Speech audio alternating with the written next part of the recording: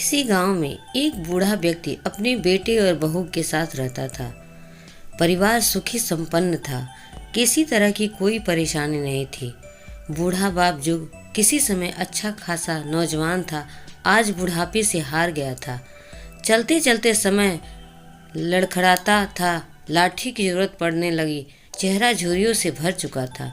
बस अपना जीवन किसी तरह व्यतीत कर रहा था। घर में एक चीज़ अच्छी थी कि शाम को खाना खाते समय पूरा परिवार एक साथ टेबल पर बैठकर खाना खाते थे। एक दिन ऐसे ही शाम को जब सारे लोग खाना खाने बैठे, बेटा ऑफिस से आया था। भूख ज़्यादा थी सो जल्दी से खाना खाने बैठ गया और साथ में बहू और उसका एक बेटा भी खाने लगे। बूढ़े हाथ जैसे ही थाली उठाने को हुए, थाली हाथ से छिटक गई। थोड़ी दाल टेबल पे गिर गई। बहू बेटे ने घृणा दृष्टि से पिता की ओर देखा और फिर से अपना खाने में लग गए। बूढ़े पिता ने जैसे ही अपने हिलते हाथों से खाना खाना शुरू किया तो खाना कभी कपड़ों पे गिरता, कभी जमीन पर। बहू चिढ़ते हुए कहा, हे राम, कितनी गंदी तरह से खाते हैं।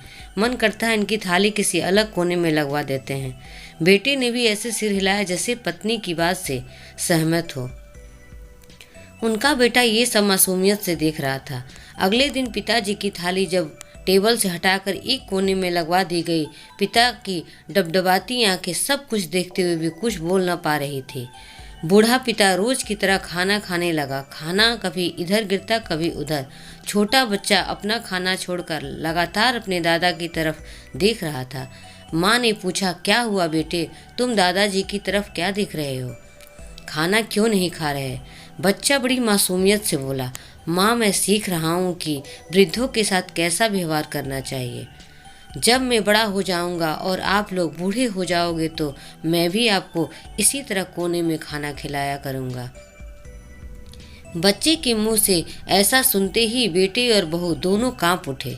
शायद बच्चे की बात उनके मन में बैठ गई थी, क्योंकि बच्चा ने मासूमियत के साथ एक बहुत बड़ा सबक दोनों लोग को दिया था।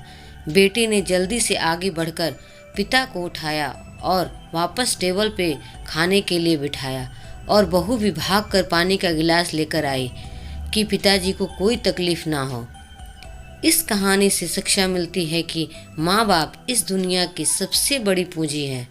आप समाज में कितनी भी इज्जत कमा लें या कितनी भी धन इकट्ठा कर लें, लेकिन माँ पापा से बड़ा धन इस दुनिया में कोई नहीं है। अगर कहानी पसंद आई हो तो प्लीज़ लाइक एंड सब्सक्राइब ज़रूर करें। धन्यवाद।